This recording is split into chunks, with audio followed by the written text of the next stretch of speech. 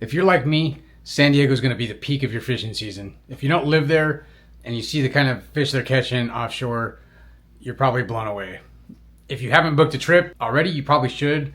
You won't regret it. I'm going back for the third time fishing bluefin tuna this summer on July 13th through the 15th on the Tomahawk, and I'm going to share with you the 5 things I wish I knew before I went to San Diego for the first time as an out-of-stater. Number 1 is I thought I needed way more jigs than I did. And reason being, for some reason, I got it in my head with my buddy that we were going to lose a bunch of gear. Now, in the Pacific Northwest, that's totally normal. Salmon, steelhead fishing, offshore, you're not really fishing a lot of times unless you're losing gear. When you're not hitting the bottom ever, which is the case when you're fishing pelagics offshore there, you're not snagging up. You know, once in a while you're getting tangled.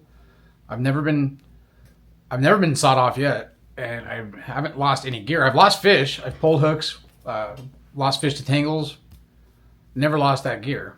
So there's that. I thought I needed like 20 jigs, and I bought 20 jigs, including a bunch at the landing, which were super expensive, and I didn't need that. Like 3 or 4, maybe 5 solid jigs, that'll do it for most trips. In my case, I needed more rigged setups than I thought as far as rods and reels.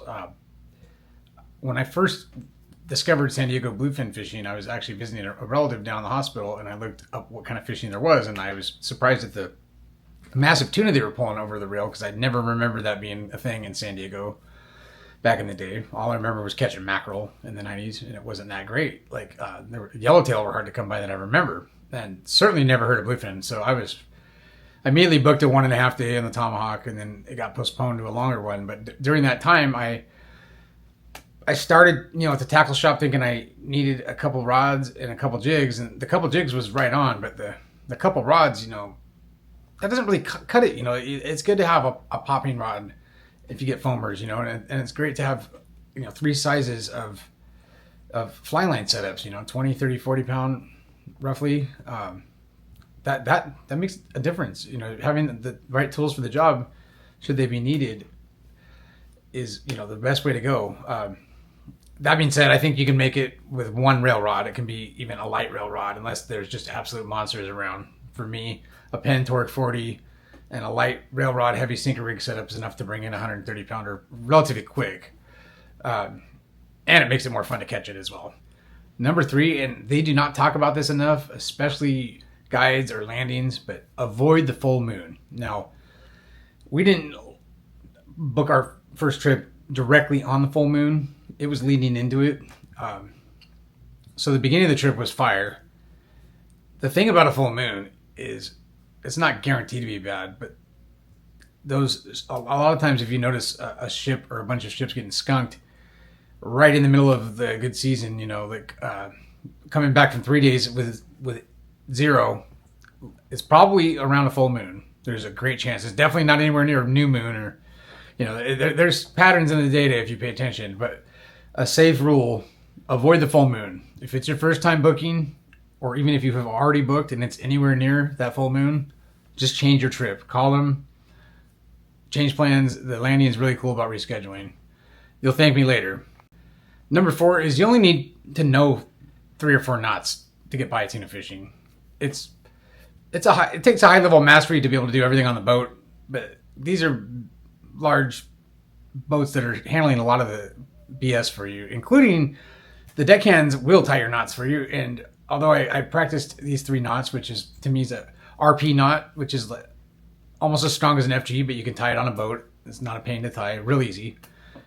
Triple surgeon's knot, which I was able to land a 130 pound bluefin on 40 pound leader about that long. Triple surgeon knotted to stronger mono. And then there's the perfection loop, which is a great loop. It gives it the right action on, you can use it for fly line or jigs. Some people don't do that one.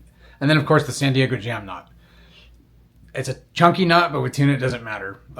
I don't like the way it looks on lighter line, even though it's one of the strongest lines you can use.